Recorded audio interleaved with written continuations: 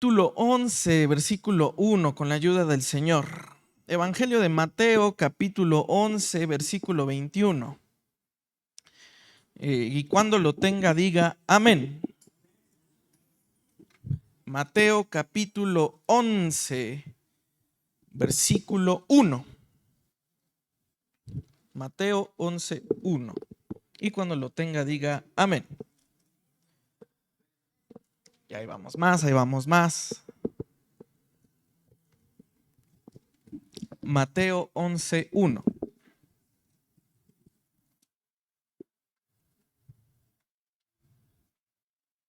¿Ya lo tiene? Amén. Dice así la palabra del Señor. Y sucedió que cuando Jesús terminó de dar instrucciones a sus 12 discípulos, se fue de allí a enseñar y predicar en las ciudades de ellos. Leamos lectura una vez más. Y sucedió que cuando Jesús terminó de dar instrucciones a sus 12 discípulos, se fue de allí a enseñar y predicar en las ciudades de ellos. Cierra sus ojos.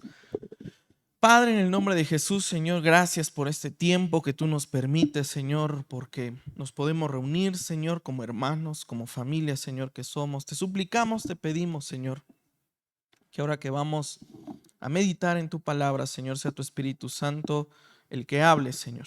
Abre nuestros oídos para escuchar tu palabra, nuestra mente para entender tu palabra y nuestro corazón para sembrar tu palabra. Nos ponemos en tus manos y gracias te damos en el nombre de Jesús. Amén y amén. Gloria a Dios. Salud. No se apure. Yo le puse a este tema, amado hermano, traigo un conflicto. De hecho, voy a ser honesto traigo un conflicto sobre cómo llamarle a este verso, a este tema. El primero es Jesús y Juan el Bautista. Es el primer título, el primer título que tengo. Y el segundo es la sabiduría se justifica por los hechos. La sabiduría se justifica por los hechos. Entonces traigo esos dos. Ahora sí que le dejo a su criterio el que más le guste, ¿no? Pero retomando un poco, porque pausamos un poquito Mateo, ya me parece que un mes lo pausamos un poco, pero recapitulando acerca del último capítulo, el capítulo anterior que terminamos, la enseñanza más importante que Jesús quería darnos era lo siguiente: todo lo que vayan a servir, todo lo que vayas a hacer y a quien se lo vayas a hacer, hazlo de buena manera, porque no se lo estás haciendo a esa persona, sino que a tu hermano, porque se lo haces a tu hermano, me lo haces a mí. ¿Sí se recuerda de eso? Ese era básicamente el mensaje más importante que yo quería dejar en su corazón.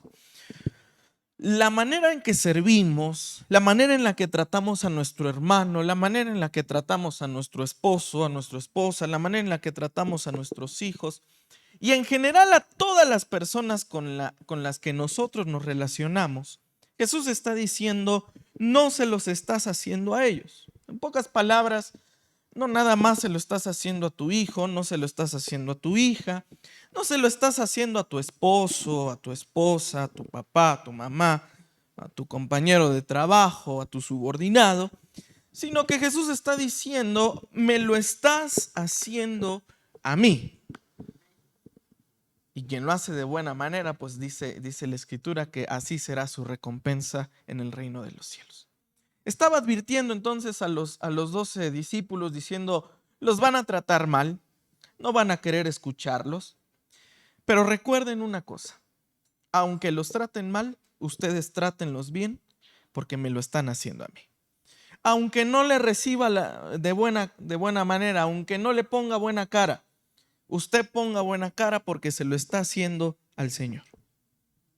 Aunque la hermana hoy venga en sus 5 minutos porque su esposo le hizo enojar en la mañana, pues hay que saludarla amablemente porque se lo estamos haciendo al Señor. Entonces dice Mateo 11, da la continuidad y dice: Jesús terminó de dar las instrucciones a sus 12 discípulos y se fue de allí a enseñar y a predicar en las ciudades de ellos. Amado hermano, es un episodio curioso, porque cuando Jesús ministró en esta tierra, había periodos donde estaba rodeado de gente, donde cuando vimos el Sermón del Monte, multitudes le seguían, ¿verdad?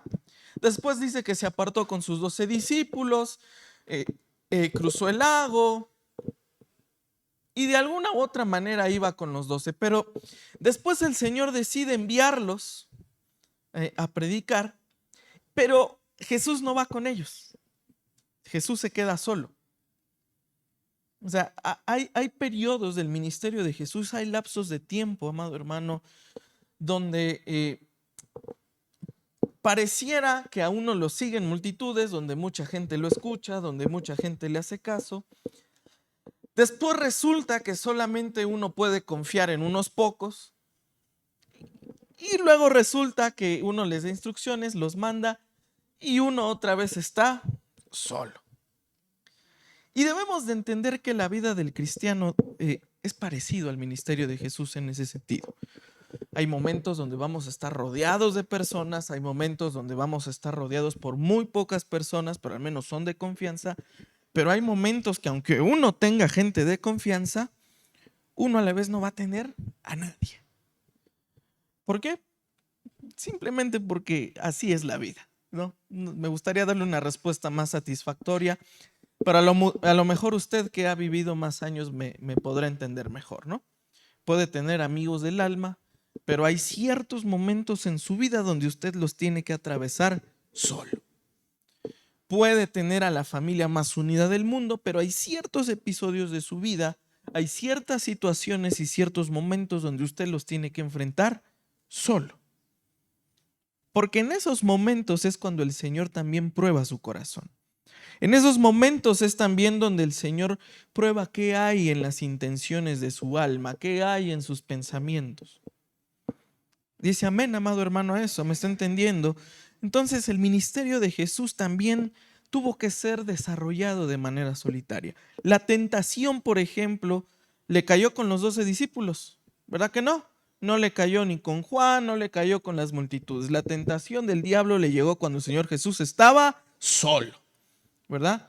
Estaba en el desierto, estaba ayunando todavía y le cayó la tentación.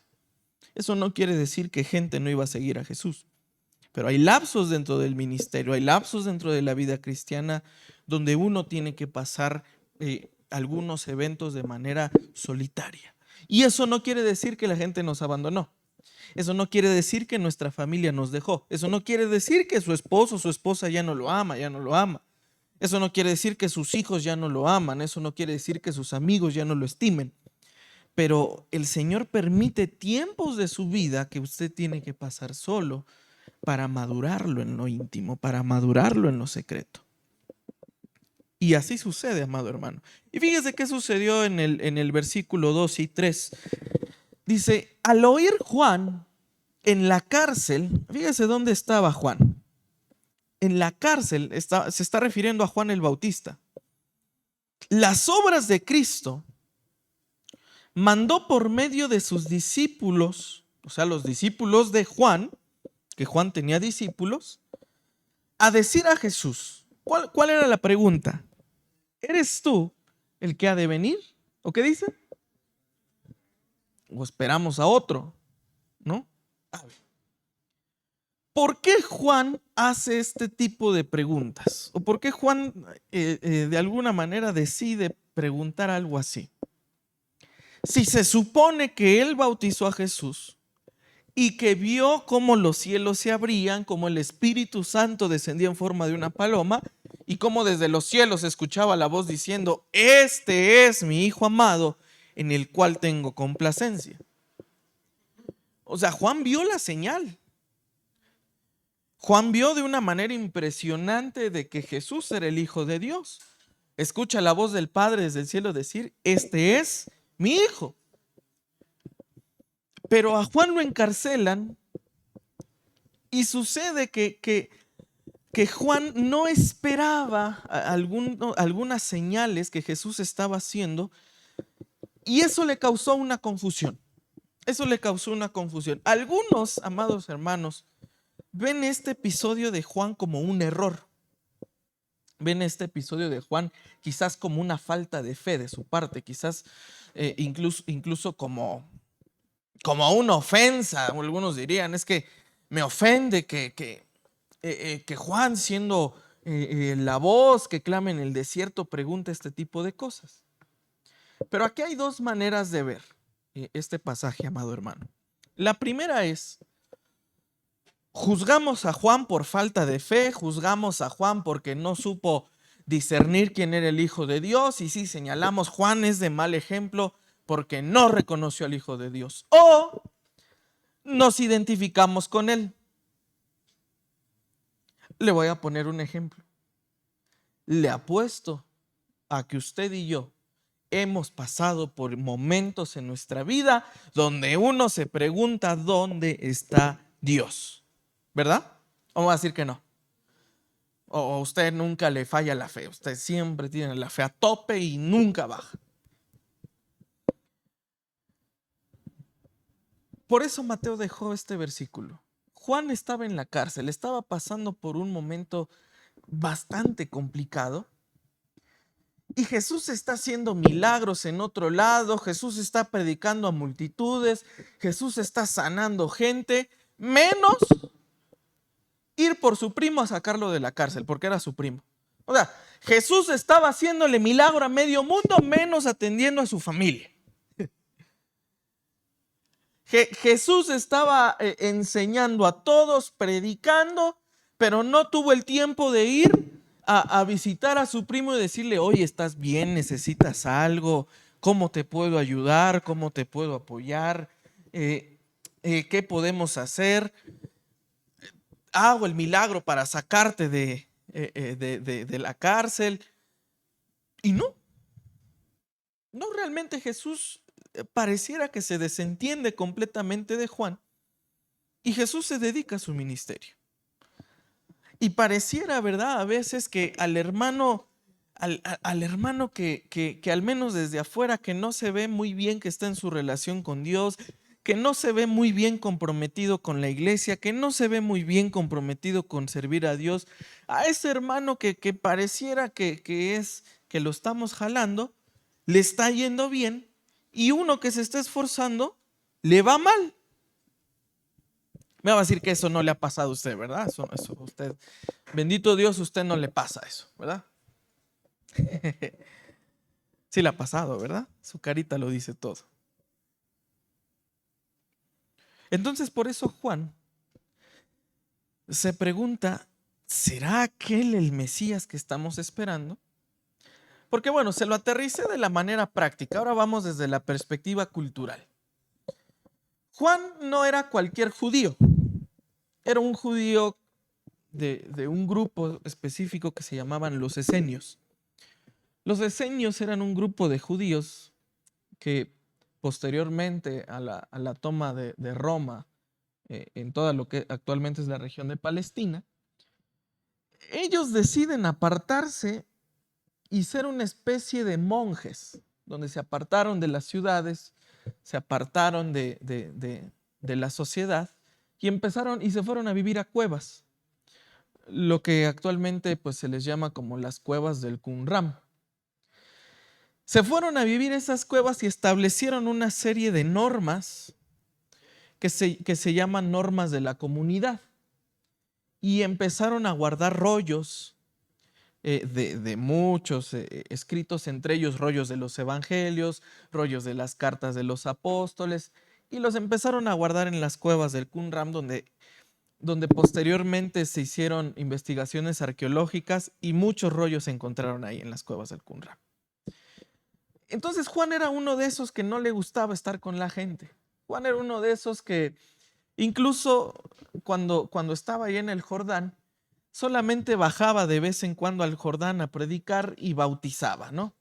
Y bautizaba a las personas que iban a ser parte de la comunidad del Qumran. En ese sentido, cuando Jesús se bautiza con el bautismo de Juan, válgame la redundancia, Juan hubiese esperado que Jesús hubiese sido esenio, es decir, que se apartara de la gente y que viviera una vida ascética, que estuviera en las cuevas enseñando en la comunidad, pero no. Jesús después de bautizarse se va al desierto y en el desierto es tentado y lo primero que hace es ir con las multitudes, es meterse a las ciudades, es predicar y estar con la gente. Eso a Juan le causó conflicto diciendo, pero yo lo bauticé para que se apartara, no para que se metiera con la gente. Una de las normas de la comunidad era que uno viera por el otro, o sea, si a alguno le faltaba algo, pues uno le ayudara, si tenía un problema, pues uno le ayudara. Juan estaba en la cárcel y si Jesús se bautizó según el rito de los esenios, pues lo óptimo era que si no por familia, al menos por norma, fuera y lo ayudara. Pero no. Entonces Juan manda otro evangelio dice que fueron 2 de sus discípulos de Juan a preguntar, ¿eres tú el Mesías o esperamos a otro? Ya le di también entonces la parte cultural. Entonces, por eso le digo, aquí hay 2 maneras de verlo. O juzgamos a Juan o nos identificamos con él. Yo creo que la mejor manera es identificarnos con él, ¿verdad? ¿Y qué les contesta Jesús? Mateo 11 del 4 al 6. Fíjese qué le responde Juan. Jesús le respondió, vayan y cuenten a Juan lo que oyen y ven. Los ciegos reciben vista y los cojos andan. Los leprosos quedan limpios. Los sordos oyen. Los muertos son resucitados y a los pobres se les anuncia el evangelio y bienaventurado es el que no se escandaliza de mí. Gloria a Dios por esta palabra. Fíjese, amado hermano, que Jesús le responde a los discípulos diciendo, a ver, tienen que entender que el propósito al que yo vine, y díganle a Juan eso, es lo que está escrito en la profecía de Isaías. Los ciegos ven, eso está en Isaías capítulo 35, verso 6. Los cojos andan, eso también está en Isaías 35, 6. Los leprosos son limpiados. Isaías 53, verso 4. Está también en Mateo 8, del 16 al 17. Los sordos oyen, está en Isaías 35. Entonces, amado hermano, Jesús recordó a Juan que el propósito del evangelio no era separarse de la gente, sino estar con la gente. El propósito del evangelio, amado hermano, no es que usted se aísle, sino que al contrario, que usted pueda ser una luz para su familia. Que si en su matrimonio hay oscuridad, acuérdese que son 2. Uno tiene que ser luz. Que en la familia hay oscuridad, son 3 o 4 o 5, dependiendo cuántos hijos se aventó. Al menos uno tiene que ser luz. No, pero es que esa responsabilidad de mis padres, bueno, no siempre los padres agarran sus responsabilidades por muy maduro que lo vea. Usted agarre la responsabilidad y hágalo. ¿Me entiende, amado hermano? Entonces, el problema de Juan es que esperaba un Mesías más político, un Mesías militar, que tomara las armas, que se levantara contra las multitudes y derrotara a los romanos. Pero no. Resulta que el Hijo del Hombre no viene con espadas, sino viene a traernos paz y gozo en el Espíritu Santo. Resulta que el Hijo del Hombre, cuando dice que el reino de los cielos se ha acercado, no se refiere a un reino político, no se refiere a un reino militar, un reino que por medio de una campaña victoriosa de manera con espada, con escudos y siendo un gran general. Resulta que ese no es el tipo de reino de los cielos que el Mesías iba a traer, sino que era un reino en misterio, un reino que primero se siembra en la semilla del corazón de los hombres para que después ese reino diese fruto en nuestro corazón y hasta después viniera el reino literal. Pero ahorita es el reino en misterio. ¿Me entiende, amado hermano? A veces usted y yo necesitamos, amado hermano, y entiéndame bien, necesitamos entender bien el propósito que Dios tiene para nuestra vida. Porque a veces uno tiene unas ideas, pero resulta que el propósito de Dios es otro, ¿verdad? Resulta, amado hermano, que la voluntad de Dios es otra para nuestra vida.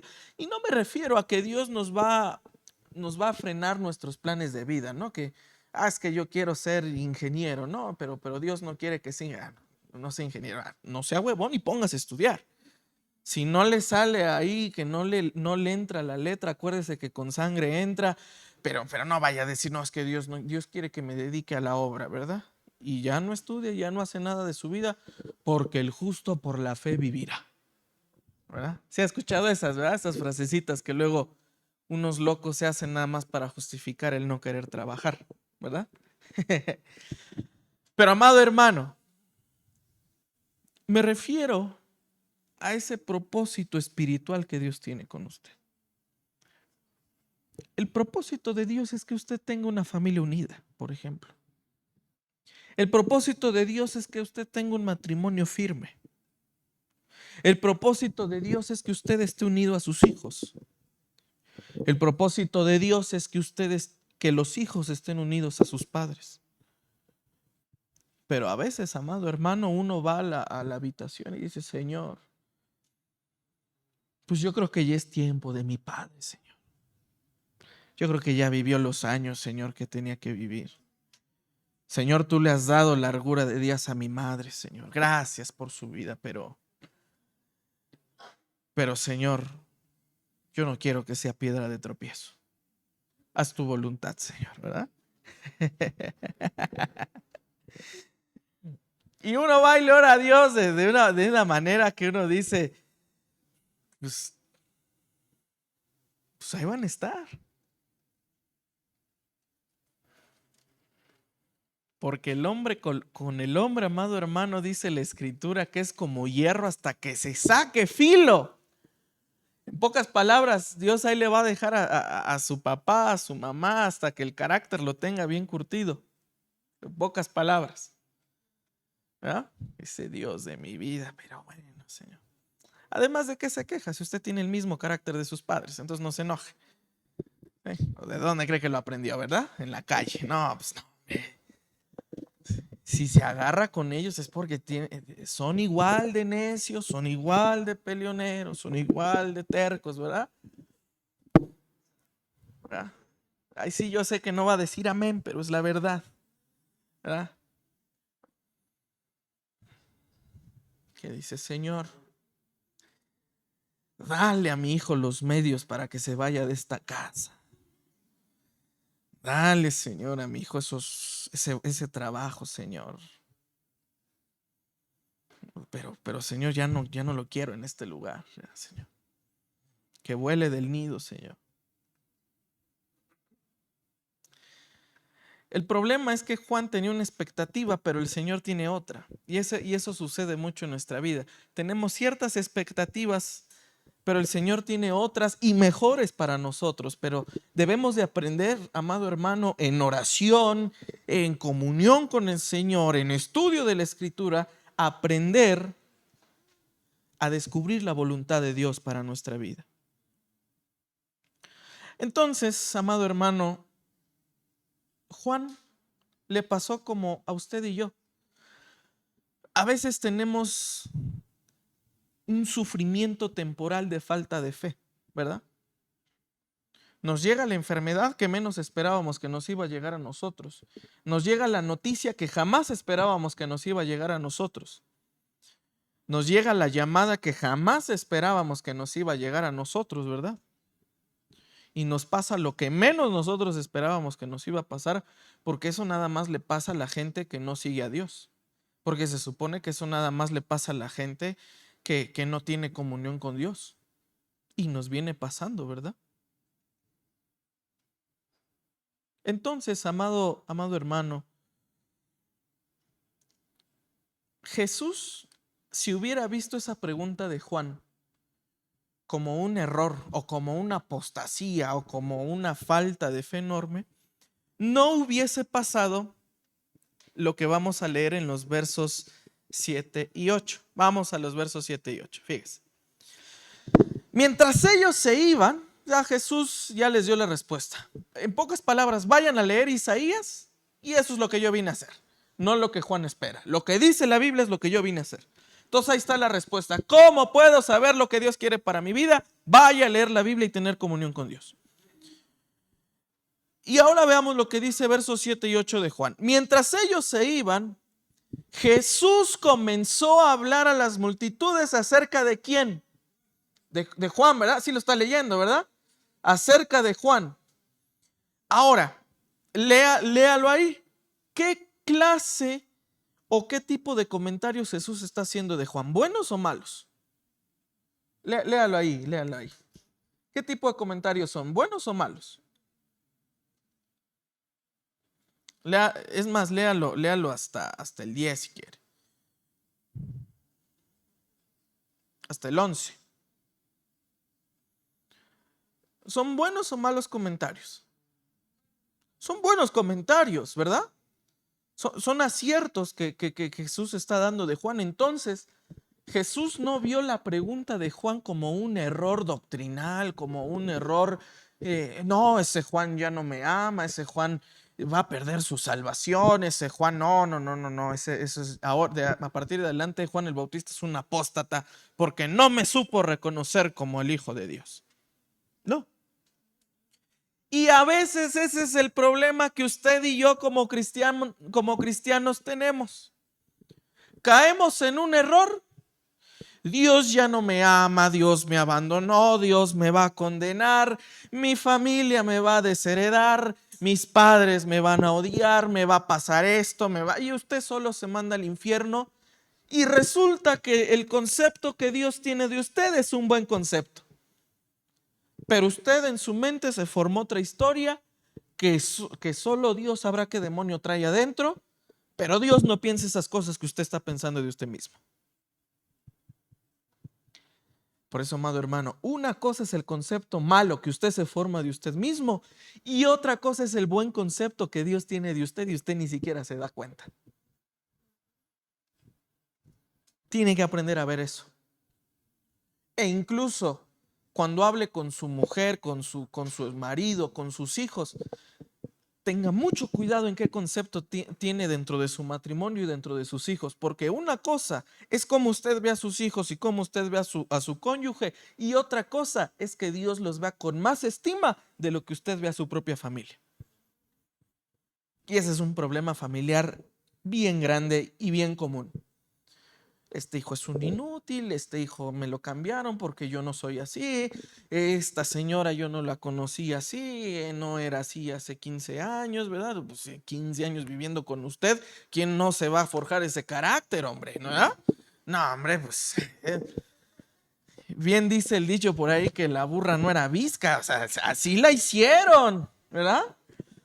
No, este marido, todo panzón, pelón, gordo, ¿verdad? Todo feo. Usted lo puso así, vive con usted. ¿De qué se queja si se puso feo? Pues porque usted lo puso feo, ¿verdad? Por eso le digo, es el concepto, amado hermano, que a veces uno se hace de la familia, pero Dios tiene un concepto completamente diferente de lo que nosotros decimos. Entonces dice, versos del 7 al 8. Jesús comenzó a hablar a las multitudes acerca de Juan. ¿Qué salieron a ver en el desierto? ¿Una caña sacudida por el viento? ¿Pero qué salieron a ver? ¿Un hombre vestido con ropas finas? Miren los que usan ropas finas y están en los palacios de los reyes. De pocas palabras ustedes estaban esperando un predicador elocuente, ustedes estaban esperando un predicador con trajes caros, con relojes caros, ustedes estaban esperando probablemente a una persona muy famosa, imponente, elocuente, pero resulta que el hombre que salió es todo lo contrario a lo que ustedes esperaban. ¿Verdad? Dice la escritura que se vestía con piel de camello. Y bueno, para esos tiempos la piel de camello no era muy bien vista, ¿verdad? A lo mejor ahora ya tiene un valor considerable, pero en esos tiempos era un loco que estaba en el desierto y solo de loco se vestía así. Comía langostas y miel silvestre. Son un loco, se pone a comer esas cosas y luego sale a predicar. Pero ¿qué dice la escritura? Ustedes esperaban un hombre vestido con ropas finas. Miren lo que usan las ropas finas y están en los palacios de los reyes. Versos 9 y 10. ¿Pero qué salieron a ver? ¿A un profeta? Sí, dice Jesús. Les digo, y uno, ¿qué dice de Juan? Que es más que un profeta. Este es de quien está escrito: he aquí, yo envío mi mensajero delante de ti, quien preparará tu camino delante de ti. ¿Usted qué sabe? Si el inútil de su hijo, como usted le llama, es un preparador del camino del Señor. ¿Usted qué sabe si el raro de su hijo con tendencias raras que no convive con nadie, que no sale, que no le gusta a la gente, que se la pasa ahí en la casa leyendo, que usted dice, bueno, este cuate parece ratón, no sale de... ¿Qué sabe usted si es un preparador del camino del Señor? ¿Verdad? ¿Usted qué sabe que aquel que dice, este cuate no... Yo no sé de dónde sacó esas cosas porque ni yo ni su padre somos así y no me acuerdo de haber adoptado, pero... ¿Verdad? Dicen que se parece a mí, vamos a suponer que sí, pero esas ideas raras que tiene, que quiere ser y que quiere deshacer, yo no sé de dónde las sacó. ¿Usted qué sabe si ese muchacho, si esa muchacha es más que un profeta, como lo dice la Biblia? Es más que un muchacho universitario, que una muchacha que está en la prepa. ¿Usted qué sabe? ¿Por qué le traza ya su destino si no lo conoce realmente? ¿Me entiende? Entonces, amado hermano, es bien clara la escritura en ese sentido, amado hermano, es bien clara la escritura en ese aspecto.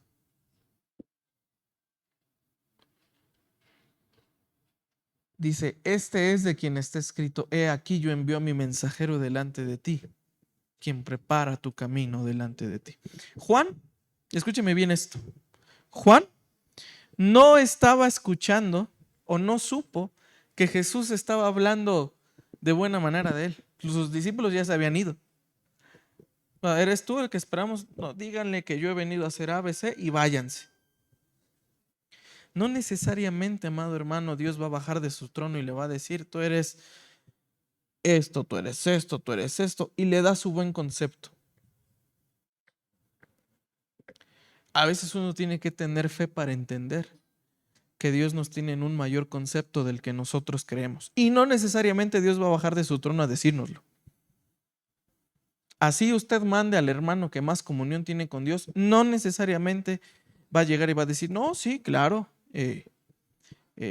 Dios te dice que sí te ama, Dios te dice que no te ha abandonado, Dios te dice que todavía le importas. No necesariamente Dios va a bajar de su trono a decírselo. Uno tiene que agarrarse de la mano de Dios, amado hermano, aunque Dios no diga nada. Aunque Dios esté en silencio, no significa que Dios ya lo abandonó. Aunque Dios esté en silencio, no significa que Dios ya lo desterró, que ya está fuera de la gloria de Dios. No significa eso, amado hermano. ¿Me entiende? Entonces, amado hermano, tenga en su corazón ese concepto, o esa certeza, mejor dicho, tenga en su corazón esa certeza de que Dios no lo ha abandonado, aunque esté en la prisión de la enfermedad, aunque esté en la prisión de un problema familiar, aunque esté en la prisión de un problema matrimonial, aunque esté en la prisión del problema que usted quiera. El Señor no lo ha abandonado, porque el Señor está hablando muy buenas cosas de usted. Y el verso 11, que está impresionante. En verdad les digo que entre los nacidos de mujer no se ha levantado nadie mayor que Juan el Bautista. Sin embargo, el más pequeño en el reino de los cielos es mayor que él. Este es el verso que a mí me gusta agarrarle para los que se dicen ser profetas. Juan el Bautista, a pesar de que tuvo un ministerio bastante corto para anunciar la venida del Señor, se considera que es el mayor de los profetas. Fíjese, mayor que Isaías, mayor que Jeremías, mayor que Ezequiel, el mayor de todos es Juan. Y fíjese qué dice. El más pequeño en el reino de los cielos, ¿qué dice? Es mayor que él. Por eso le digo a los profetas, ¿de verdad te quieres ser profeta? Porque de una vez te digo que los profetas en el reino son nada, ¿eh? En pocas palabras, es una lección de humildad que está hablando el Señor. Que no se trata, amado hermano, de lo que uno haga, que no se trata de lo que uno predique, que no se trata de lo que uno toque en la música o no toque, que uno cante. No se trata de eso. Porque, ¿qué cree? Estamos nosotros para servir, no para ser servidos.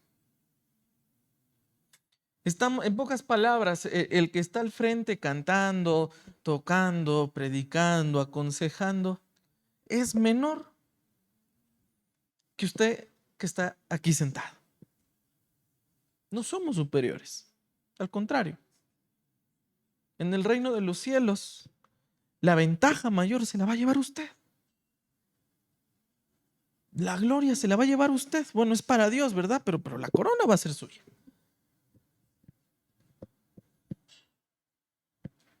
Entonces, mire, amado hermano, el concepto en el que Jesús tiene a Juan, diciendo, entre los nacidos de mujer, en pocas palabras, todas las personas que han nacido en este mundo y que van a nacer, si podemos decir uno que es mayor, es Juan. Y a veces nos agarramos, mire la falta de fe de Juan preguntando si Jesús era el Hijo de Dios. Usted puede tener muchas caídas en la fe, pero Dios lo sigue teniendo en un buen concepto. Usted puede tener 1000 errores, pero Dios ve 1.000.000 de aciertos en usted. Entonces, amado hermano, tenga en su corazón la certeza de que a lo mejor el concepto que usted tiene de usted mismo, Dios tiene un concepto todavía más alto. Entonces, en verdad les digo que entre los nacidos de mujer no se ha levantado nadie mayor que Juan el Bautista. Sin embargo, el más pequeño en el reino de los cielos es mayor que él.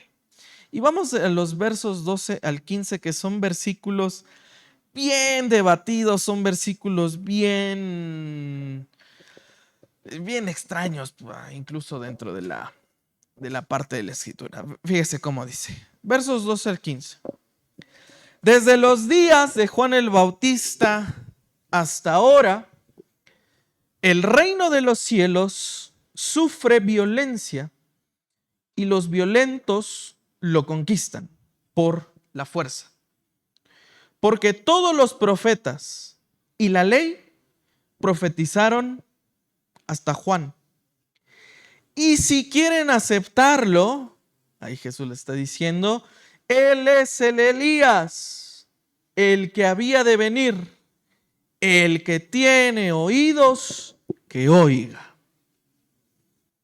Bien, se recuerda ese pasaje de Malaquías que dice que Él enviará al profeta Elías en el último tiempo nuevamente para que los padres vuelvan a los hijos y los hijos a los padres. ¿Sí se acuerdan? Bueno, ya se cumplió esa profecía. Y esa profecía se cumplió en Juan. Entonces, si llega un loco a decir, este es el Elías que había de venir, no le crea, porque esa profecía ya se cumplió. Por eso Jesús les dice, y si quieren aceptarlo, pues bueno, ese es problema de ustedes. Pero Él es el Elías que había de venir, el que tiene oídos que oiga. Ahora, el pasaje conflictivo. El reino de los cielos sufre violencia y los violentos lo conquistan. Otras versiones dicen, los violentos lo arrebatan, ¿no? A ver, Jesús hablaba en el contexto de muchos grupos de judíos. Entiéndame, si se acuerda cuando le di todo ese contexto de quiénes eran los esenios, quiénes eran los fariseos, quiénes eran los saduceos, y un grupo que particularmente seguía a Jesús muy de cerca, era un grupo que se llamaban los, con Z, celotes, o el celotismo. Que de ahí había otro subgrupo de judíos que se llamaban los sicarí. De ahí la palabra, o se derivó la palabra sicario, ¿no? Los sicarí eran un grupo de asesinos judíos que en la historia se guardaban, se escondían una daga. ¿Qué hubo? ¿Y esa alarmita? Qué raro. Y todo lo veo en orden, gracias a Dios. Bueno, le decía, amado hermano, que se escondían una especie de daga y se dedicaban a matar romanos, básicamente. Veían un soldado romano, no veían más soldados, y ¡pum!, le clavaban la daga y se escondían entre la gente. De hecho, en esa historia se basó un videojuego que los jóvenes me van a entender la referencia, el de Assassin's Creed. ¿Sí? O sea, básicamente es lo mismo, se esconden una daga en la muñeca y van matando, ¿no? El juego está basado en ese grupo específico de los judíos que así se llamaban, los sicarí. Y Jesús hace una referencia a los celotes diciendo, ustedes son violentos. Ustedes lo que quieren es violencia para traer el reino con violencia. Y de una vez les digo que solo los violentos arrebatan el reino. Pero a ver, ¿cómo estaba dirigiendo Jesús esa frase? ¿Cómo estaba dirigiendo Jesús esa perspectiva? Lo que Jesús básicamente, amado hermano, les estaba diciendo es lo siguiente: si van a ser violentos en algo, no lo sean con la espada, no lo sean en ejército, en milicia. Si van a ser violentos, sean violentos mejor espiritualmente. Dediquen a llevar el evangelio con esfuerzo, dediquen a llevar el evangelio con esmero. Y el apóstol Pablo posteriormente retoma esa figura de Jesús y se la da a Timoteo, diciéndole que somos soldados de Jesús, ¿verdad? A lo mejor si usted de niño fue a la escuela dominical, cantábamos que soldado soy de Jesús y que aunque en avión no vaya volando, soldado soy. Bueno, el apóstol Pablo le da a Timoteo al menos 3 disciplinas, que una es la del atleta, otra es la del soldado. Pero el apóstol Pablo le da la misma referencia a Timoteo diciéndole, esfuérzate como un soldado de Jesucristo. Y después en Efesios toma la figura de la armadura romana diciendo, revístanse de la armadura de Dios, ¿verdad? Diciendo ahora que la espada no es una espada literal, sino que ahora la espada, si se acuerda, eso, usted que fue de niño, ¿qué era la espada según el apóstol Pablo ahí en Efesios? La palabra de Dios. La palabra de Dios. El problema es que usted y yo usamos la espada de nuestra boca, pero no necesariamente para decir la palabra de Dios. Usamos otra espada para maldecir a la señora, para maldecir al señor, para maldecir a los hijos y maldecir a medio mundo, ¿verdad? Usamos la espada nada más para herir a las personas que tenemos cerca, pero la espada del Espíritu, que es la palabra de Dios, nunca la usamos. Y lo que Jesús está diciendo, si van a usar espada, pues usen la palabra de Dios para llevar el evangelio, porque los que llevan el evangelio, de esos es el reino de Dios. El reino de los cielos sufre violencia, y solo los violentos de espíritu, los apasionados, los que se meten con el Señor, los que van un paso más allá de lo que van las personas, los que buscan a Dios con esfuerzo en su corazón, los que buscan a Dios, amado hermano, más allá de lo que lo puede hacer cualquier persona, de esos es el reino de los cielos, y esos violentos lo arrebatan. Entonces, amado hermano, estas personas arrebatan el reino. Llegan al Señor con una fe incomparable, que ya le cayó la enfermedad, pero la fe no le ha caído. Que ya le cayó el problema económico, pero la fe no le ha caído. De esos violentos quiere el Señor. No de los que avientan sartenazos cuando se enojan con los hijos, ¿verdad? No de los que agarran, avientan cosas como si fueran chamaquitos, como si estuvieran bien baratas, ¿verdad? No. Si va a ser violento, sea violento de espíritu, con una fe más allá de lo común. Eso es ser un soldado del Señor. Dice amén. Los que persisten con la fe, que en lugar de alejarse del momento de la prueba, en lugar de acobardarse en el momento de la prueba, siguen al Señor en el camino de la verdad a pesar de las circunstancias. De esos son los violentos que quiere el Señor. Dice amén. Y fíjese lo que dice Jesús del verso 16 al 19. Bien interesante. Ya con estos versos vamos terminando. Dice, pero ¿con qué compararé a esta generación? Es semejante a los muchachos que se sientan en las plazas, que dan voces a los otros y dicen, fíjese, ¿qué dijeron? Les tocamos la flauta y no bailaron. Entonces entonamos endechas y no se lamentaron. Porque vino Juan, y aquí viene ahora sí la comparación de Jesús, porque vino Juan que no comía ni bebía y dicen, tiene demonio. Vino el Hijo del Hombre que come y bebe y dicen, miren, un hombre glotón y bebedor de vino, amigo de los recaudadores de impuestos y de los pecadores. ¿Pero qué dice? Pero la sabiduría se justifica por los hechos. Básicamente aquí Jesús les está diciendo a los judíos, a ver, primero ustedes decían que querían gozo, que querían a alguien elocuente, y me tienen a mí, porque Jesús era una persona muy elocuente, sino para qué lo siguen multitudes, ¿verdad?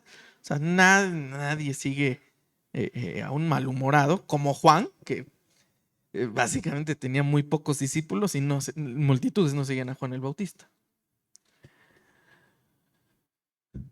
Pero no, dicen que no quieren un elocuente, que quieren alguien mesurado, alguien serio. Y viene Juan y dicen que no, que es muy religioso. Se lo voy a poner así. Y espero que no se enoje. Y si se enoja, ya ni modo. Hermano, queremos alabanza de esas que se tocaban en los 90s. Y ni danza. Está todo mal encarado. Le cambiamos la música y tampoco sigue igual. Entonces por eso dice Jesús, ¿con qué comparar esta generación? Que no quieren una cosa y le damos la otra y con nada se contentan. ¿Les mandamos a uno? Pues no, que es demasiado serio. Les ponemos uno elocuente, no, no, es demasiado elocuente. Glotón y bebedor y cuenta malos chistes. No, no, no. Por eso dice Jesús, bueno, ¿con qué los voy a comparar?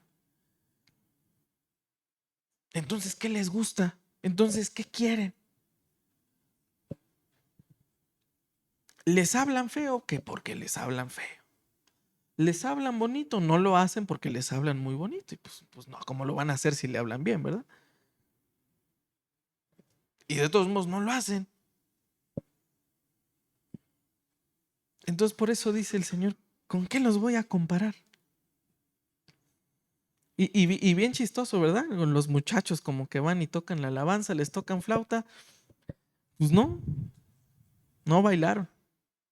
Bueno, vamos a tocarles para llorar. Tampoco lloraron. Entonces, viene Juan a preparar el camino del Señor y los judíos dicen, no, ese es un tipo demasiado extraño. Además, ese escenio se va a las cuevas, come cosas bien raras, no está con la gente. No, a ese no vamos a seguir. Llega Jesús, que le gusta estar entre la gente, que come con los recaudadores de impuestos, que de todos trata de hacerse amigos, que es misericordioso, que está lleno de gracia, como lo dice la Escritura. Crecía en gracia, conocimiento y estatura delante de Dios y de los hombres, o sea que se llevaba bien con los hombres, y tampoco les gustó. Entonces dice Jesús, bueno, pues ¿a quién vamos a mandar entonces? A los dos mejores ya se los enviamos y no los quisieron. ¿A quién quieren entonces? Ni Dios bajado de su trono lo quieren, pues ya a nadie van a querer si ni a Dios quisieron. Lo crucificaron. Pues entonces ya a quién, amado hermano. Por eso dice la Escritura, con quién voy a comparar esta generación? Dice, porque es una generación bien extraña. Y Jesús termina diciendo, pero bueno, la sabiduría se justifica por los hechos. Más allá de lo que uno diga, amado hermano, más allá de lo que uno predique, más allá de lo que uno toque, de lo que uno sirva, la actitud va a justificar sus acciones. ¿Me entiende con eso? Va a ser su actitud la que va a definir qué tipo de persona es. Si lo hace de mala gana, si lo hace, ay, este cuate, porque otra vez ya toca el domingo y luego tengo que subir la escalera que ni descanso tiene, pero bueno, tengo a ver que, bueno, ni modo, porque... O lo hace con una actitud de bendito Dios, hoy es domingo, voy a ir a la casa, a ver a los hermanos que tanto amo y convivir con ellos. Depende mucho, amado hermano, de la actitud que uno tenga. Depende mucho de la actitud con la que uno se ponga, amado hermano. Entiéndalo.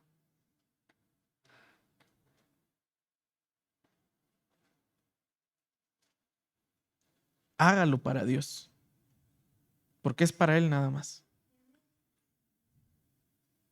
Hágalo para el Señor, porque a quien tenemos que contentar no es a uno, amado hermano, es al Señor. Que las cosas salgan bien no es para que uno esté tranquilo, para que uno no los regañe.